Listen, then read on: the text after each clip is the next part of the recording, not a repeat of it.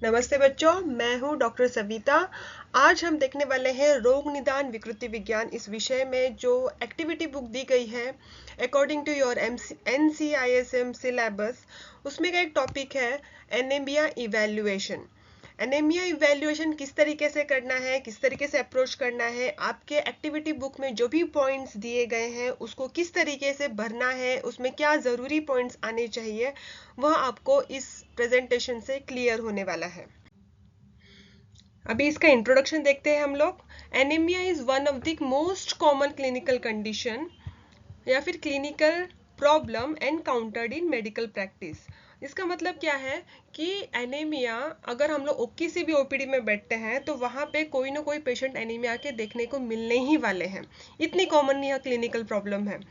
वैसे देखा जाए तो यह जो कंडीशन है it is not a disease by itself, खुद से होकर ऐसा डिसीज नहीं है, but a manifestation of an underlying condition such as nutritional deficiency, chronic disease और may be blood loss, hereditary cause, कुछ भी कॉज हो सकता है।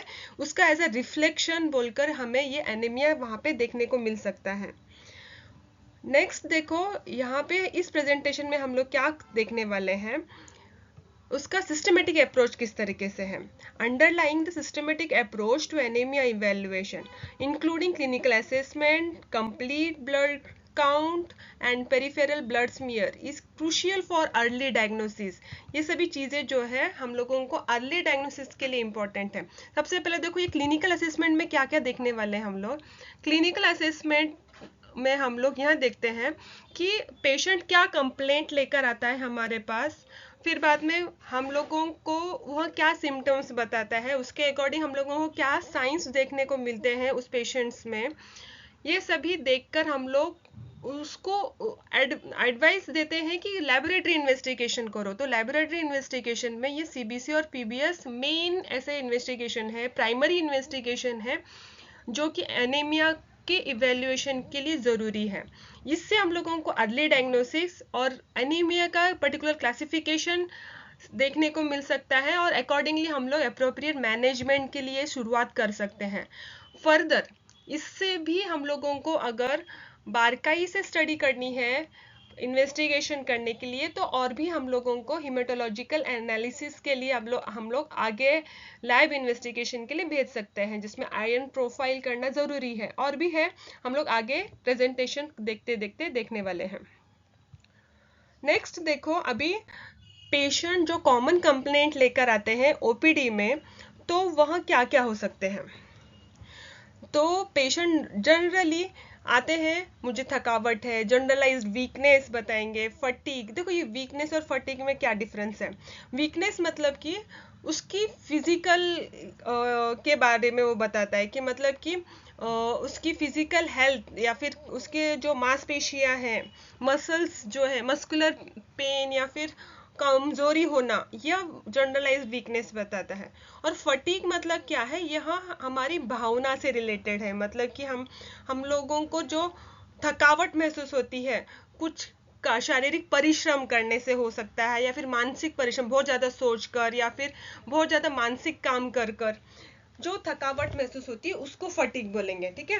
वीकनेस मतलब क्या, मांसपेशियों की कमजोरी, शारीरिक रूप से कमजोरी, वो डिसीज की वजह से भी हो सकती है। फटीग मतलब क्या, हमारी न करने की कुछ इच्छा हो, थक जाते हैं, यह फटीग है। ओके। तो यह एक कॉमन सिम्टम पेशेंट एनीमिया वाला लेकर आता है। नेक्स्ट देखो, shortness of breath on exertion. Shortness of breath on exertion यह क्या है कि पेशेंट की सांस फूलने लग जाती है थोड़ा सा भी अगर वो फिजिकल एक्सर्शन करता है या फिर कुछ काम करता है, सीढ़ियाँ चढ़ता है। तो पाल्पिटेशंस मतलब उसकी हृदय की धड़कनें तेज हो जाती है बीच बीच में ही। और वह खुद भी नोटिस कर सकता है कि पेल स्किन है, उसकी जो स्किन है थोड़ी सी वाइटिश हो गई है, नेल्स, कंजंक्टिवा, उसको बीच बीच में चक्कर आते हैं, सर हल्का हल्का लगता है, कभी कभी भारी भारी लगता है, हेडेक होता है, दर्द होता है, ठंडी ठंडी चीज़ों को वो सहन नहीं कर पाता है, खाना हो, पहन, मतलब कि उस एनवायरनमेंट में जाना, एसी में बैठना, ये नहीं सहन कर सकता एनीमिया वाला पेशेंट। ये कॉमन कंप्लेंट्स हम लोग देख रहे हैं। पुअर कंसंट्रेशन एंड इरिटेबिलिटी, यह मोस्टली स्टूडेंट एज ग्रुप में या फिर कॉलेज गोइंग स्टूडेंट्स ग्रुप में हम लोगों को बहुत बार नोटिस होती है कि वह स्टडी में एक जगह पे फोकस ही नहीं कर पाते हैं, एक जगह पे देर तक बैठ नहीं पाते हैं, इरिटेबिलिटी रहती है, छोटी छोटी बातों में गुस्सा हो जाना, चिड़चिड़ापन आ जाना, जो कि पहले नहीं था, अभी वैसे बढ़ रहा है, मतलब कि वह भी एक एनीमिया की कंडीशन हो सकती है। और आगे देखते हैं क्या कंप्लेंट लेकर आते हैं पेशेंट। तो सीवियर एनीमिया के केस में पेशेंट चेस्ट पेन यह भी कंप्लेंट लेकर आ सकते हैं। यह कंप्लेंट मोस्टली एल्डरली, जो बुढ़ापे में है लोग, जिसको कार्डियक प्रॉब्लम है, हार्ट रिलेटेड कुछ इश्यूज है, वह ये कंप्लेंट बता सकते हैं। साथ ही साथ लेग क्रैम्प्स आते हैं, जिसको हम लोग पिंडी को द्वेष्टन बोलते हैं, रेस्टलेसनेस, एक जगह पे बैठ नहीं पाना, पाइका, जो कि नॉन फूड आइटम्स हैं, जो हमें नहीं खानी चाहिए, ऐसी चीज़ें खाने, मतलब ही कि पाइका, मोस्टली मिट्टी खाने की बहुत इच्छा होती है, जो आयरन डेफिशिएंसी एनीमिया में हम लोगों को देखने को मिलती है। साथ ही साथ हेयर फॉल, ब्रिटल नेल्स, यह भी कंप्लेंट पेशेंट लेकर आते हैं। फीमेल्स में मेंस्ट्रुअल इरेगुलरिटीज की केसेस भी हम लोगों को देखने को मिलती है। अभी हम लोग देखते हैं क्लिनिकल साइंस क्या पेशेंट ले, हाँ, हम लोगों को क्या देखने को मिलता है एनीमिया की पेशेंट में। ऑन एग्जामिनेशन हमें क्या क्या देखने को मिलने वाला है। सबसे पहले कॉमन कंडीशन है, देखो, pallor of skin, conjunctiva, tongue and palms, ये हम लोगों को लाइट पिंकिश या फिर वाइटिश टिंच में देखने को मिलने वाले हैं। टैकीकार्डिया, हार्ट रेट बढ़ा हुआ देखने को मिलेगा। बाउंडिंग और सिस्टोलिक मरमर, यह सीवियर एनीमिया के केस में हम लोगों को देखने को मिलता है जब हम लोग चेस्ट ऑस्कल्टेट करते हैं। ऑर्थोस्टैटिक हाइपोटेंशन इन एक्यूट और सीवियर केसेस, यह क्या है ऑर्थोस्टैटिक हाइपोटेंशन, मतलब कि अगर पेशेंट बहुत देर से सोया हुआ है, मतलब कि लेटा हुआ है या फिर बैठा हुआ है और अचानक से खड़े हो जाता है, सडनली खड़े हो जाता है, तो उसका जो बीपी है, सडन फॉल हमें देखने को मिलता है उसके इसमें, तो उसको अचानक से चक्कर आना, ऐसी कंडीशन लगती है, तो वो ऑर्थोस्टैटिक हाइपोटेंशन है। यहाँ पे बीपी 20 mmHg या फिर उससे भी ज़्यादा गिर जाता है, मतलब कम हो जाता है, ऐसा समझो, ठीक है। नेक्स्ट देखो ग्लॉसिटीज, उसके टंग इन्फ्लेम्ड रहते हैं, एंगुलर स्टोमेटाइटिस जैसी कंडीशन हम लोगों को उसमें देखने को मिलती है। उसके माउथ के कॉर्नर्स में हम लोगों को क्रैक्स देखने को मिलते हैं। ये सभी जो कॉमन क्लिनिकल साइंस जो है वो यहाँ पे बताई गई है। और भी अगर देखने को मिलते हैं तो उसमें कॉइलोनीचिया, स्पून शेप्ड नेल्स हो जाते हैं, particularly in iron deficiency anaemia. उसके जो नेल्स रहते हैं हाथों के, ऐसे स्पून शेप्ड होते हैं। जॉन्डिस, पीलापन आ जाना, यह हीमोलाइटिक एनीमिया की कंडीशन में देखने को मिलता है। देखो जॉन्डिस में क्या होता है, बिलिरुबिन रेज्ड मिलता है। अगर जनरली देखो जो जॉन्डिस वाला पेशेंट है उसका अगर हम लोग एचबी देखते हैं तो एचबी वहाँ पे कम मिलेगा ही मिलेगा, ऐसी सिचुएशन है। वहाँ पे हीमोलाइसिस होता है जिसकी वजह से हम लोगों को एनीमिया देखने को मिलता है। एचबी की आरबीसी वहाँ पे डिस्ट्रक्शन ज़्यादा होता है, इसलिए वहाँ पे हम लोगों को हीमोलाइटिक एनीमिया देखने को मिलता है। स्प्लीनोमेगैली, यहाँ भी हम लोगों को हीमोलाइटिक और क्रोनिक एनीमिया की कंडीशन में देखने को मिलेगा। नेक्स्ट देखो इडीमा इन सीवियर और क्रोनिक एनीमिया, ये बहुत इंपॉर्टेंट पार्ट है। एडीमा अगर है मोस्टली अक्षिकुट शोथ, हमारे पेरी ऑर्बिटल रीजन में सूजन आना, हाथों पैरों में सूजन आना, ये सभी हम लोगों को सीवियर एनीमिया के केसेस में देखने को मिलते हैं। ऐसे पेशेंट देखो दिखने में कैसे दिखाई देंगे, मोटे मोटे हेल्दी दिखाई देंगे, लेकिन उनमें खून की कमी रहती है, मतलब कि एचबी और एचबीसी की कमी रहती है, ये भी समझो। तो वहाँ पे वो पेशेंट हेल्दी नहीं है, वो बहुत दिनों से क्रोनिक एनीमिया की केस है, यह समझना है आपको। नेक्स्ट देखो यहाँ पे न्यूरोलॉजिकल साइंस में हम जब B12 डेफिशिएंसी रहती है तो हम लोगों को न्यूरोलॉजिकल साइंस देखने को मिलते हैं, जैसे कि नमनेस, टिंगलिंग सेंसेशन होना, देन अनस्टेडी गाइट, और लड़खड़ाते हुए चलता है, लॉस ऑफ वाइब्रेशन, प्रोप्रियोसेप्शन, हाथों पैरों में वाइब्रेशन उसको समझ में नहीं आते हैं। ये सभी सिचुएशंस जो है हम लोगों को as a clinical science science में देखने को मिलते हैं एनीमिया के।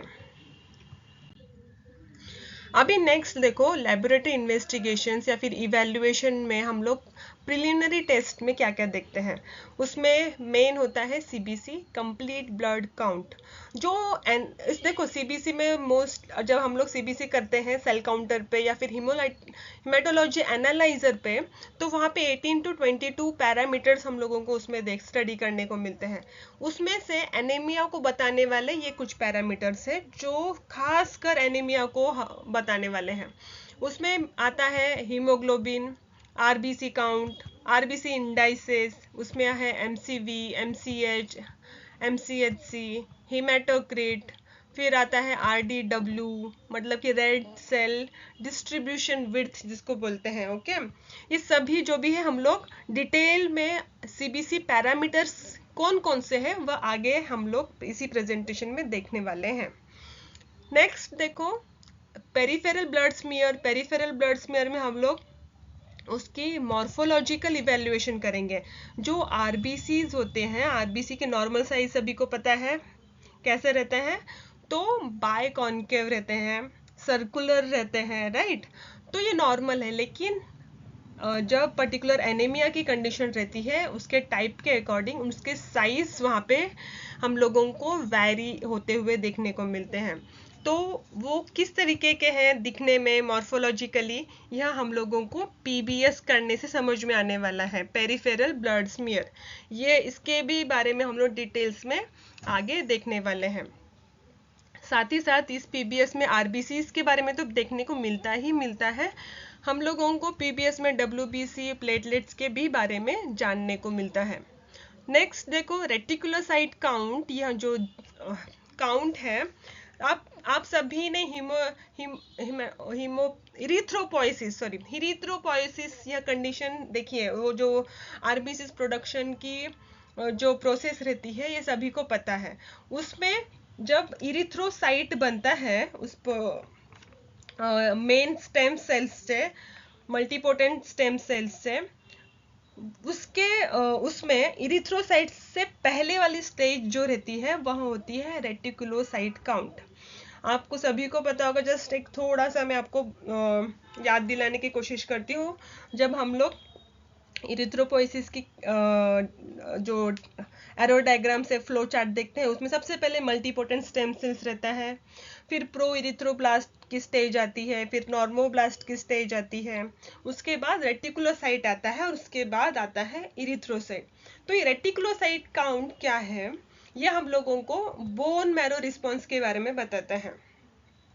उसकी रीजनरेटिव एक्टिविटी कैसी है, मतलब कि अगर ये आरबीसी का ये जो रेटिकुलोसाइट काउंट की संख्या बढ़ी हुई है, मतलब कि bone marrow fast RBC produce कर रहा है, और कम हो चुकी है मतलब कि ये रेटिकुलोसाइट काउंट कम हो रहा है, मतलब कि बोन मैरो अपना काम कम कर रहा है, प्रोडक्शन ही कम कर रहा है, जिसकी वजह से आरबीसी नहीं बन पा रहे हैं।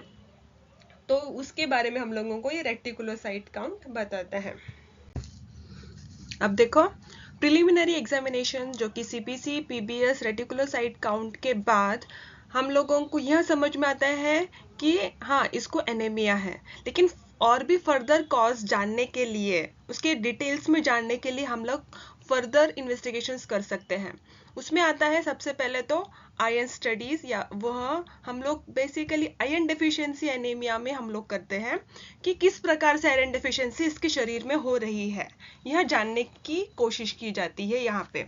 तो आयरन स्टडीज या फिर आयरन प्रोफाइल, यह क्या है, यह एक ग्रुप ऑफ ब्लड टेस्ट है that measure the amount of iron in your body. Okay, यह एक ग्रुप ऑफ टेस्ट है। उसमें क्या क्या आता है, serum iron, total iron binding capacity जिसको हम लोग शॉर्ट में टीआईबीसी बोलते हैं, सीरम फेरिटिन। सीरम आयरन क्या है, यहाँ serum iron measures the amount of iron circulating in the blood. Then देखो, जो भी आयरन हमारे शरीर में है वहाँ ब्लड में जो सर्कुलेट हो रहा है उसकी मात्रा कितनी है, वो कितना अमाउंट में है, वो बताता है। और टोटल आयरन बाइंडिंग कैपेसिटी यहाँ जो है, that will measure the total amount of transferrin. Transferrin what it is, a protein that carries iron in the blood. देखो हीमोग्लोबिन जो रहता है वह ट्रांसफेरिन नाम के प्रोटीन से बाइंड होकर ही शरीर में घूमता है। तो ट्रांसफेरिन की मात्रा कितनी है और फिर वो कितना बाइंड कर पा रहा है, यहाँ पे हम लोगों को वह जानकारी मिलती है। फिर आता है serum ferritin level. Serum ferritin level measures the amount of stored iron in the body. जो स्टोर किया हुआ है वो सर्कुलेटिंग फॉर्म में नहीं है, उसकी मात्रा कितनी है यह हमें सीरम फेरिटिन लेवल से पता चलता है। फिर आता है vitamin B12 and folate levels. यह हम लोगों को डायग्नोसिस जो कि माइक्रोसाइटिक एनीमिया के बारे में बताता है, जहाँ पे MCV रेज्ड मिलता है नॉर्मल वैल्यू से, वहाँ पे बढ़ा हुआ मिलेगा। मैक्रोसाइटिक मतलब क्या, RBC की साइज नॉर्मल से बड़ी हुई है, लार्ज हो चुकी है, वह मेगालोब्लास्टिक एनीमिया के नाम से जाना जाता है। तो उसमें मेन कॉज रहता है विटामिन B12 और फोलेट लेवल्स कम हो जाना। तो वो कितना कम हुआ है शरीर में, वह पर्टिकुलरली स्पेसिफिकली जानने के लिए हम लोगों को लैब में विटामिन B12 और फोलेट लेवल्स जानने के लिए भेजा जाता है ब्लड सैंपल। तो ये सबसे पहले समझो कि ये B12 और फोलेट लेवल्स की ज़रूरी क्या है, इसमें क्यों हम लोग करते हैं, इसका क्या रोल है RBCs या फिर हीमोग्लोबिन या फिर एनीमिया को कम ज़्यादा करने के लिए। तो यहाँ पे देखो विटामिन B12 और फोलेट लेवल्स जो है those are essential for the production of healthy RBCs। यह हेल्दी RBCs को अच्छे से बनाने के लिए इम्पोर्टेंट है, ठीक है। And their deficiencies can disrupt the DNA synthesis leading to the production of abnormally large red blood cells, जिसको हम लोग मैक्रोसाइटिक बोलते हैं। वो DNA सिंथेसिस को ही डिसरप्ट कर देता है और लार्ज साइज वहाँ पे RBC प्रोडक्शन स्टार्ट हो जाता है, इसलिए इसका इम्पोर्टेंस इस तरीके से है। These large immature RBCs are less effective at carrying oxygen and resulting in anemia। ये बड़े बड़े RBCs तो रहते हैं बट दिखने में बड़े, लेकिन काम कुछ नहीं करते। They are less effective at carrying oxygen, ये आपको समझना है। रीनल फंक्शन टेस्ट यह क्यों जरूरी है? To rule out anaemia of chronic kidney disease. तो क्रोनिक किडनी डिसीज से क्या इसका रिलेशन है?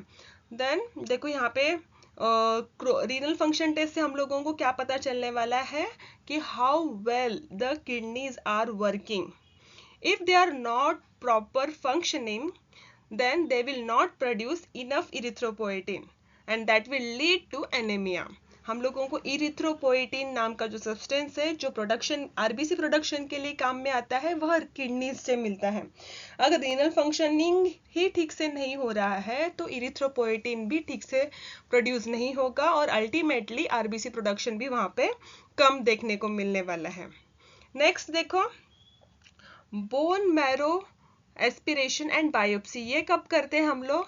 जब हम लोगों को पता चल गया कि ये सभी हम लोग स्टडी किए और हम लोगों ने ट्रीटमेंट भी प्लान किया, इसमें से स्टडी में कुछ समझ में नहीं आ रहा है, कंफर्म नहीं हो रहा है किस प्रकार का एनीमिया है, या फिर हम लोग ट्रीटमेंट दिए जा रहे हैं लेकिन ट्रीटमेंट का कुछ असर ही नहीं दिखा रहा है, रिस्पॉन्स ही नहीं मिल रहा है हम लोगों को, तो हम लोगों को bone marrow aspiration and biopsy करने की ज़रूरत पड़ती है। यह अनएक्सप्लेन्ड एनीमिया की कंडीशन में हम लोग करते हैं। और सस्पेक्टेड मैरो फेल्यूर या फिर अप्लासिया मतलब कि बोन मैरो जो रहता है वहाँ ठीक से काम नहीं कर पा रहा है, उस कंडीशन में हम लोगों को यह टेस्ट करने की ज़रूरत पड़ती है जिससे ये कंफर्म हो जाता है कि ये इसी में कॉज है। यहाँ पे पैनसाइटोपेनिया की कंडीशन मिल सकती है। पैनसाइटोपेनिया मतलब क्या? सिर्फ RBC ही कम नहीं है, उसमें WBC, प्लेटलेट्स, बाकी जो सेल्स है वहाँ भी हम लोगों को यहाँ पे सभी के सभी सेल्स कम मिलने वाले हैं। यहाँ पे एबनॉर्मल ब्लड सेल की मॉर्फोलॉजी भी समझ में आएगी कि क्यों मतलब कि उस एबनॉर्मल मॉर्फोलॉजी वाले RBCs यहाँ पे प्रोड्यूस किए जा रहे हैं। तो ये सभी हम लोगों को इस बोन मैरो एस्पिरेशन बायोप्सी से वह कॉज समझ में आता है, तो हम लोगों को डायरेक्टली उसके ऊपर ट्रीटमेंट करनी पड़ती है। कभी कभी देखो आप लोगों ने पढ़ा होगा बोन मैरो ट्रांसप्लांट एडवाइस किया जाता है किसी रेयर कंडीशन में। ये कंडीशन वैसे देखा जाए तो रेयर है, लेकिन यह भी आपको पता रहना ज़रूरी है। आगे देखते हैं हम लोग। अभी हम लोग जो CBC पैरामीटर्स है, जो हम लोगों ने देखा सेल काउंटर या फिर उसी को हम लोग हिमेटोलॉजी एनालाइजर बोलते हैं, तो उसमें से जो रिपोर्ट मिलते हैं हम लोगों को सीबीसी, उसमें अलग अलग कौन कौन से पैरामीटर्स देखने को मिलते हैं। तो उसमें आरबीसी पैरामीटर्स जो कि रेड ब्लड सेल से रिलेटेड पैरामीटर्स है, वो कौन कौन से हैं। तो आरबीसी काउंट, वह क्या बताएगा, total red blood cell count in your body. Haemoglobin, you know it very well, oxygen carrying protein level. Haematocrit मतलब कि उसी को HCT और PCV हम लोग कहते हैं।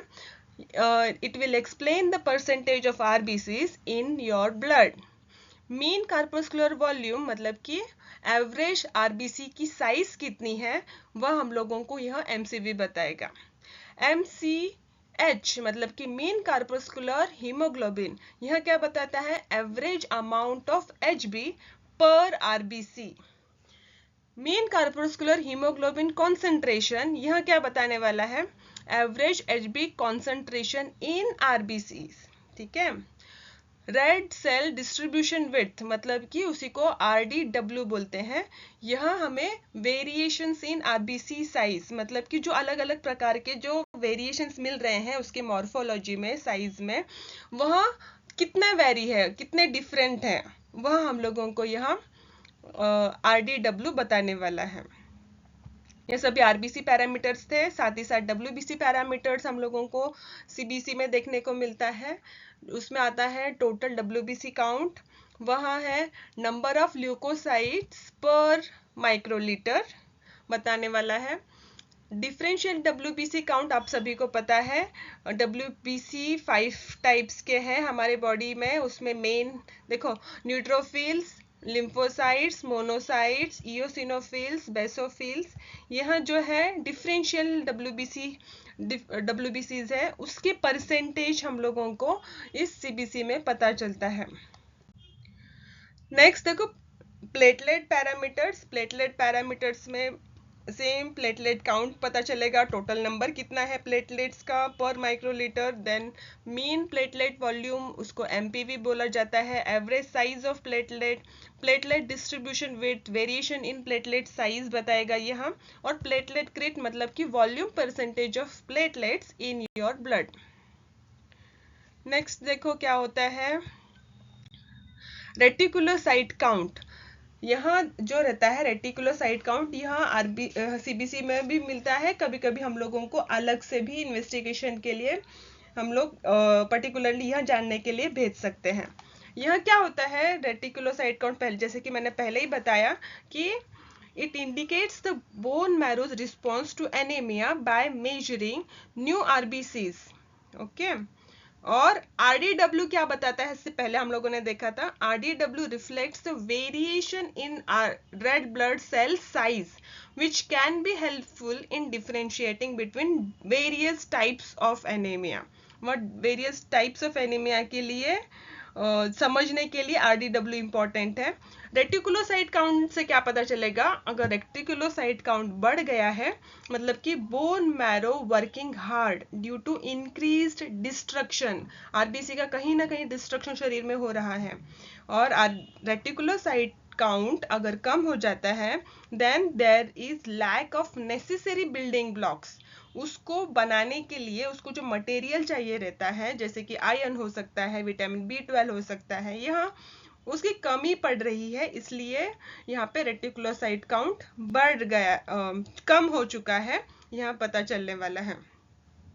तो अभी RDW हम लोगों ने देखा, RDW बढ़ गया है मतलब क्या इंडिकेट करेगा, it will indicate anisocytosis. Anisocytosis मतलब क्या, बहुत सारे अलग अलग प्रकार के सेल्स वहां पे मौजूद है। वेरिएशंस हम लोगों को आरबीसीज के साइज में ज्यादा देखने को मिल रहा है, मतलब कि RDW बढ़ चुका है। It will measure the wider range of RBCs. यह कौन से एनीमिया में देखने को मिलता है, particularly iron deficiency anaemia and some haemolytic anaemia की कंडीशंस में हमें वह चीज देखने को मिलेगी। आगे देखो, अभी हम लोगों ने अब तक जो सीबीसी पैरामीटर्स के बारे में जाना, उसका इंडिकेशंस और इंटरप्रिटेशन क्या क्या हम लोग कर सकते हैं, इन शॉर्ट में यहाँ पे बताने की कोशिश की गई है। एज अ समरी जैसा, ठीक है। तो यहाँ पे देखो इंडिकेशन हम लोग कब करें, इसका क्या हम लोग कब एडवाइस करेंगे, initial screening for anaemia and type classification, मतलब कि एनीमिया का कौन सा टाइप यहाँ पे है वह जानने के लिए, और साथ ही साथ इनिशियल स्क्रीनिंग, सबसे पहले वाली स्क्रीनिंग जो रहती है वह सीबीसी ही रहती है। इसके इंटरप्रिटेशन से हम लोग कैसे करेंगे, अगर एचबी कम है then it will confirms anaemia, MCV कम है मतलब कि माइक्रोसाइटिक एनीमिया है, मतलब कि उसकी साइज कम है, वह पर्टिकुलरली आयरन डेफिशिएंसी एनीमिया में हमें देखने को मिलेगा। एमसीवी अगर बढ़ गया है, मैक्रोसाइटिक एनीमिया है, तो वहाँ पे B12 और फोलेट डेफिशिएंसी है, यह जानना है।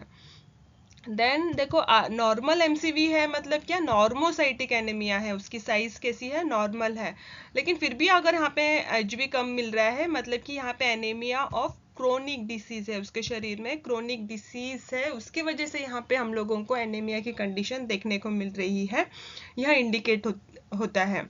आरडीडब्ल्यू अगर बढ़ जाता है then it will suggest mixed population of RBCs और इवॉल्विंग एनीमिया। अब देखते हैं हम लोग इस सीबीसी के लिए क्या क्या मटेरियल्स और मेथड हम लोग यूटिलाइज करते हैं। मटेरियल्स में देखो ईडीटीए वैक्यूटेनर, ईडीटीए बल्ब जो रहता है वह हमें चाहिए रहता है। आप लोगों ने कभी सीबीसी किया होगा खुद का या फिर आपके रिलेटिव्स में, तो वो जो ब्लड सैंपल कलेक्ट करते हैं उसमें जो पर्पल कलर का कैप रहने वाला जो बल्ब रहता है वह रहता है ईडीटीए वैक्यूटेनर, उसमें ईडीटीए नाम का एंटीकोएगुलेंट रहता है, उसकी वजह से उसको ईडीटीए वैक्यूटेनर बोला जाता है। Syringe, needles, alcohol swabs, blood collection के लिए हम लोगों को ये मटेरियल्स लगता है।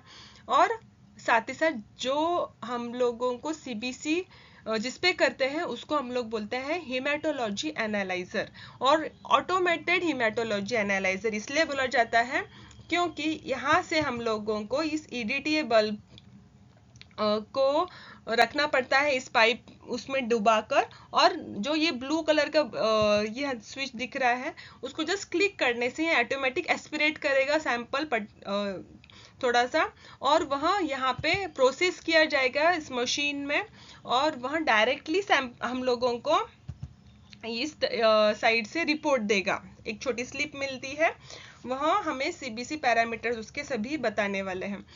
यहाँ पे इसको ऑटोमेटेड क्यों बोला गया है, क्योंकि यहाँ पे हम लोग मैन्युअली कुछ नहीं कर रहे हैं, आप लोग खुद काउंट नहीं कर रहे हैं आरबीसीज 1 2 3 4, डब्ल्यूबीसीज 1 2 3 4 जो भी है, इसलिए इसको ऑटोमेटेड बोला गया है। सब कुछ काम काउंटिंग वाला मशीन कर रहा है, इसलिए ऑटोमेटेड हेमाटोलॉजी एनालाइजर। इसमें देखो क्या करते हैं मेथड, मतलब कि क्या, जो सैंपल लेंगे ब्लड सैंपल वो ईडीटी से मिक्स किया जाएगा, then it will be loaded into analyzer for automated count and calculation, and then results printed within minutes, कुछ मिनटों में ही हमारे सामने रिजल्ट्स मिल जाते हैं।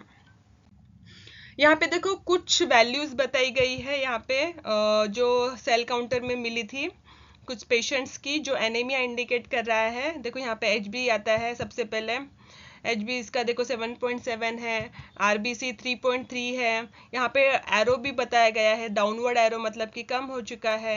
यहाँ पे नेक्स्ट देखो एचसीटी मतलब कि पीसीवी बता रहा है जो कि कम हो चुका है, यहाँ पे एमसीवी कम हो चुका है, एमसीएच भी देखो, ये सभी एमसीएच सभी डाउनवर्ड एरो में है और जो कि नॉर्मल रेंज से कम हो चुके हैं। ये सभी यहाँ पे इस सेल काउंटर पे इस तरीके से शो होता है, और इसी की हम लोग प्रिंट आउट लेते हैं, छोटी सी स्लिप जो मिलती है सेल काउंटर से। वह यहाँ पे देखो RBC WBC message, RBC message, platelet से रिलेटेड मैसेज आता है, और ग्राफ्स भी बताता है।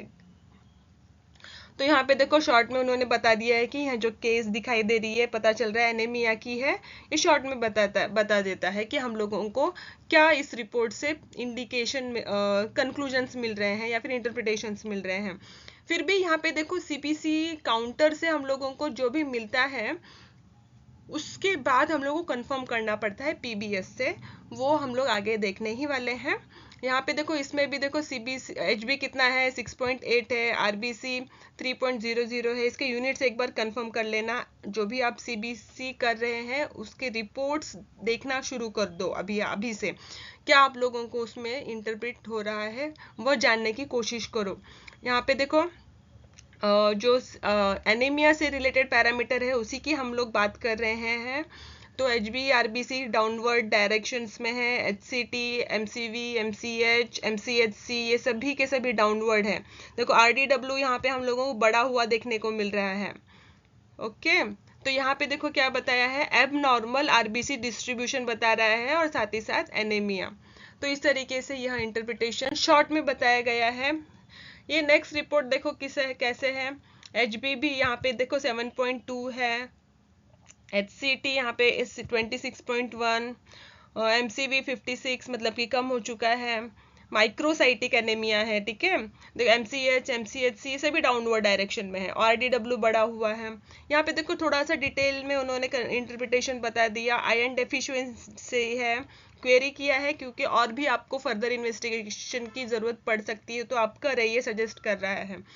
माइक्रोसाइटोसिस है की केस है, एनीमिया, हाइपोक्रोमिया।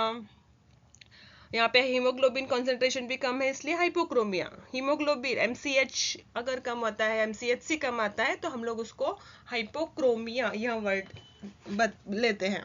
नेक्स्ट आगे की केस में देखो कैसा है। यहाँ पे भी देखो एचबी कम है, और देन एचसीटी मतलब उसी को हम लोग पीसीवी कहते हैं, पैक्ड सेल वॉल्यूम, और एचसीटी मतलब हीमेटोक्रिट। एमसीवी, एमसीएच, एमसीएचसी ये सभी कम डाउनवर्ड डायरेक्शन में। आरडीडब्ल्यू बढ़ा हुआ है। बाकी के पैरामीटर्स हम लोगों को एनीमिया के लिए उतने ज़रूरी नहीं है। हम लोग देखो इस केस में एनीमिया इवेल्युएशन कर रहे हैं इसलिए उसी पे फोकस किया जा रहा है। यहाँ पे भी देखो आयरन डेफिशिएंसी क्वेरी मार्क किया है, माइक्रोसाइटोसिस बता रहा है, एनीमिया, हाइपोक्रोमिया, यह सभी सिचुएशन हमें इस रिपोर्ट में देखने को मिल रही है। आगे देखते हैं। नेक्स्ट इसकी कंफर्मेशन के लिए जो भी सीबीसी में हम लोगों को रिपोर्ट मिलता है उसको कंफर्म करने के लिए हम लोगों को पेरिफेरल ब्लड स्मीयर से मतलब कि कंफर्म मतलब हम लोग कंफर्म नहीं करते हैं, जस्ट हम लोग एश्योर रहते हैं कि जो भी रिपोर्ट बताया गया है वह सही है क्या, जस्ट हमारे आंखों से भी देखा जाए, ये रहता है। वैसे सेल काउंटर हमें हमेशा करेक्ट ही काउंट देने वाला है। हम लोगों को और भी डिटेल्स में एश्योरिटी जानने के लिए ये किया जाता है, ये समझो। ओके, नेक्स्ट यहाँ पे देखो यह कैसा इन्वेस्टिगेशन है, टाइप ऑफ इन्वेस्टिगेशन कैसा है। यह माइक्रोस्कोपिक मॉर्फोलॉजिकल एग्जामिनेशन इसको बोलेंगे। सैंपल क्या रहता है, यहाँ पे फ्रेश पेरिफेरल ब्लड कैपिलरी से, मतलब कि हम लोग फिंगर पे प्रिक करके लैंसेट से लेते हैं, वो डायरेक्टली स्लाइड पे रखना है और स्मीयर बनाना है, वो एक सैंपल वो भी चलता है। या फिर ईडीटीए वीनस जो हम लोगों ने सीबीसी के लिए यूज किया, ईडीटीए वैक्यूटेनर, उसी में से थोड़ा सा ब्लड हम लोग स्लाइड पे लेंगे और उससे स्मीयर बना के इसकी स्टडी की जाती है। यहाँ पे भी पेशेंट प्रिपरेशन, ऐसा कुछ स्पेशल प्रिपरेशन की ज़रूरत नहीं है, मतलब कि उसको खाकर आना है नहीं खाना है ऐसा कुछ नहीं है, कभी भी हम लोग यहाँ कर सकते हैं। यहाँ पे देखो इस पीबीएस से हम लोगों को क्या क्या पता चलने वाला है, मॉर्फोलॉजी के बारे में पता चलेगा। शॉर्ट में हम लोगों को अलग अलग कैसी मॉर्फोलॉजी रहती है आरबीसी की, यह देखते हैं। इसमें देखो साइज वेरिएशंस अगर आती है तो एनिसोसाइटोसिस बोलते हैं, ठीक है।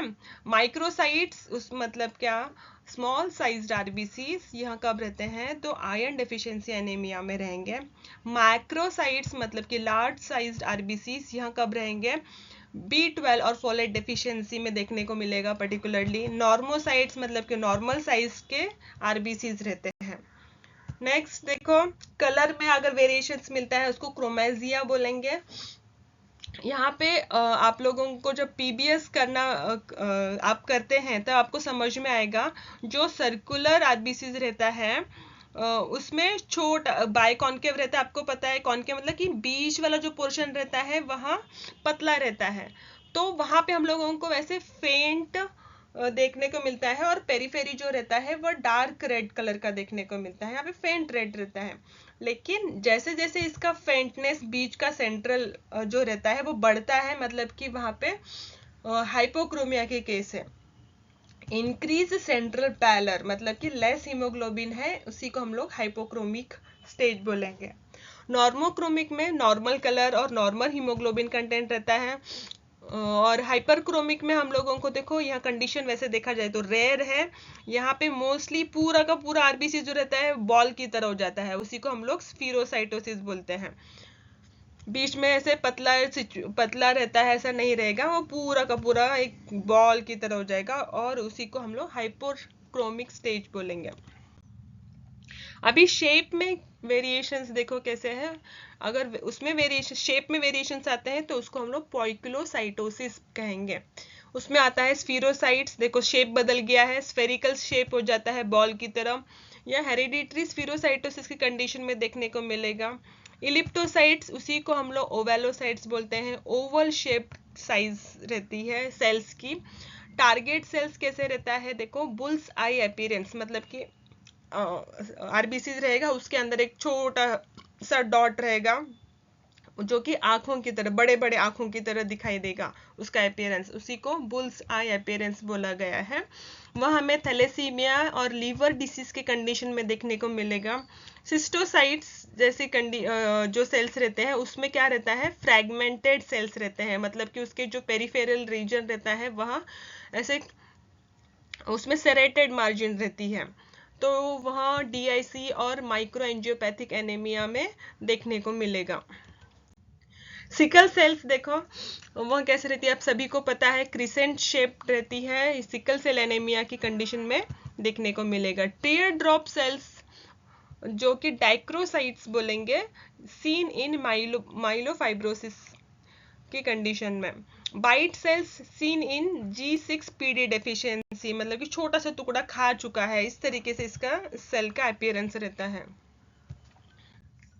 अभी देखो इंक्लूजन्स इन आरबीसीज, ऐसे भी हम लोगों को कुछ सेल्स देखने को मिलते हैं, मतलब कि आरबीसीज में अलग से बाहर से कुछ फॉरेन पार्टिकल मटेरियल अंदर आ चुका है, ऐसा अपीयरेंस हम लोगों को उस स्लाइड में देखने को मिलता है। माइक्रोस्कोपिकली हम लोग जब एग्जामिनेशन करते हैं उस टाइम पे abnormal structures with in RBCs, मतलब कि इंक्लूजन्स इन आरबीसीज, ये समझो। ओके, तो उसके अलग अलग को नाम दिए गए हैं, उसमें क्या क्या देखने को मिलता है उसके अकॉर्डिंग, या जस्ट एक बार आपकी आंखों के नीचे से जाने दो।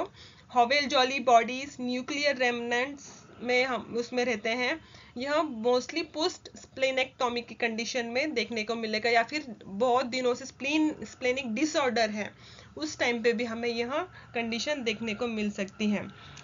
फिर बेसोफिलिक स्टिपलिंग, यहाँ पे देखो कुछ स्टेनिंग रहता है ब्लूइश पर्पल कलर का उस आरबीसीज में, यह mostly seen in lead poisoning और थैलेसीमिया की कंडीशन में। देन हैंड्स बॉडीज, यहाँ पे डी नेचर्ड एचबी रहता है, G6PD डेफिशिएंसी में देखने को मिलेगा। कैबोट रिंग स्ट्रक्चर हम लोगों को आरबीसीज में देखने को मिलेगा, that will be seen in severe anaemia और डिसइरिथ्रोपोइसिस की कंडीशन में।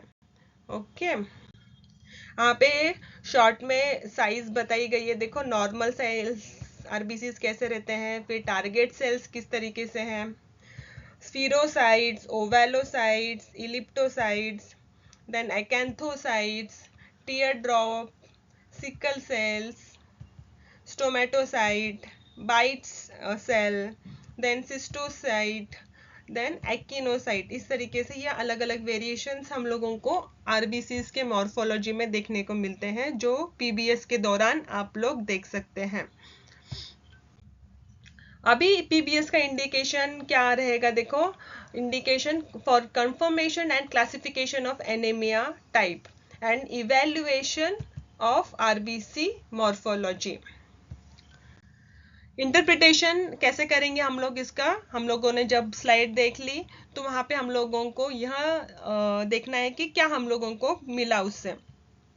हम लोग इस तरीके से इंटरप्रिटेशन कर सकते हैं, microcytic hypochromic in iron deficiency anaemia, microcytic की कंडीशन जो कि मिलेगा हमें विटामिन B12 और फोलेट डेफिशिएंसी की कंडीशन में, नॉर्मोसाइटिक नॉर्मोक्रोमिक यहाँ कंडीशन हमें एनीमिया ऑफ क्रोनिक डिसीज बताएगी। Anisopoikilocytosis target cells, tear drop cells, spherocytes etcetera can help identify specific causes. यहाँ सभी जो हम लोगों ने देखे कि इस कंडीशन में हमें ये सेल्स देखने को मिलेगा, तो वो कॉज रहेगा जो हमें पता चलने वाला है इस प्रकार के मॉर्फोलॉजी से। अभी शॉर्ट में समरी देखते हैं हम लोग। सीबीसी से हम लोगों को क्या पता चलने वाला है। स्क्रीनिंग एंड प्रिलिमिनरी क्लासिफिकेशन हम लोग करेंगे। पेरिफेरल स्मीयर से मॉर्फोलॉजिकल कंफर्मेशन होगा। रेटिकुलोसाइट काउंट यहाँ क्या बताएगा। बोन मैरो का रिस्पॉन्स किस तरीके से है वहाँ बताएगा। आयरन स्टडीज, B12 और फोलेट लेवल्स, यह हमें न्यूट्रिशनल डिफिशियंसीज के बारे में रिफ्लेक्ट करेगा। RFT renal function test, bone marrow to rule out chronic disease and aplastic anaemia, यह सभी शॉर्ट में हम लोगों को पता चला है। आयुर्वेदिक कोरिलेशन, आप लोग आयुर्वेद में अगर देखा जाए तो हम लोग इसको कोरिलेट करते हैं पांडु रोग से। एक मैं बात बताना चाहती हूँ कि देखो एग्जैक्टली हम लोग यही है पांडु रोग मतलब कि एनीमिया, ये हम लोग कभी भी नहीं कह सकते, क्योंकि दोनों का जो बेसिक फंडामेंटल प्रिंसिपल है, उसके जो आयुर्वेद के तत्व है और मॉडर्न के जो तत्व है वो अलग अलग बेसिस पे काम करते हैं। इसलिए हम लोग जस्ट एक कोरिलेशन के लिए यहाँ पे कोरिलेट स्टडी के लिए हम लोगों को आसानी जाए, इसलिए हम लोग कोरिलेशन किया जाता है यहाँ पे। पांडु रोग से हम लोग कोरिलेट करेंगे। इसका जो निदान रहेगा मोस्टली रस धातु क्षय, रक्त धातु क्षय, पित्त दुष्टि की वजह से होता है, और भी मानसिक कारण भी हो सकते हैं यहाँ पे। फिर देखो संप्राप्ति, यहाँ पे संप्राप्ति आपको पांडु रोग की जो बताई गई है टेक्स्ट बुक में, एक बार उसको भी ओवर थ्रू करो। अग्नि मांद्य होता है, रसव स्रोतोदुष्टि होगी, रक्तव स्रोतोदुष्टि होगी। दोषी क्लासिफिकेशन में हम लोगों को यह त्रिदोषज व्याधि देखने को मिलता है। पित्त प्रधानता इसमें ज्यादा रहती है, पित्त प्रधान त्रिदोष व्याधि हम लोग कह सकते हैं, या फिर पित्त प्रधान पांडु रोग, ऐसा भी हम लोग इस एनीमिया को कह सकते हैं। देखो कंक्लूजन्स में, देखो कंक्लूजन अभी इन सभी का, early identification of anaemia type is essential for targeted treatment. CBC and peripheral smear are foundational tool in evaluation. Interpretation must always be done in clinical context. यह जो भी कंक्लूजन देखा हम लोगों ने, देखो अर्ली डायग्नोसिस के लिए हम लोगों को एनीमिया इवेल्युएशन करना पड़ता है, और डायरेक्टली ट्रीटमेंट के लिए हम लोग स्टार्ट कर सकते हैं, और अकॉर्डिंगली हम लोगों को रिजल्ट्स मिलते हैं नहीं मिलते हैं, उसके अकॉर्डिंग फर्दर इन्वेस्टिगेशन ज़रूरी है नहीं ज़रूरी है वह हम लोग डिसाइड करेंगे। तो इस तरीके से हम लोगों ने आज इसके बारे में स्टडी की कि एनीमिया इवैल्यूएशन कैसे करते हैं, क्या क्या ज़रूरी है उसमें, और कौन कौन सी बातें आती है। नेक्स्ट पार्ट में हम लोग देखेंगे एक sample case study. Sample case study में एग्जैक्टली आपके सामने पेशेंट बैठा हुआ है, उससे हम लोगों को किस तरीके से कंप्लेंट्स हिस्ट्री वगैरह मिलती है, और हम लोगों को किस तरीके से आपके एक्टिविटी बुक में हर एक पॉइंट्स के सामने क्या पॉइंट लिखना ज़रूरी है वह आपको जानने को मिलेगा। तो नेक्स्ट पार्ट ज़रूर देखिए।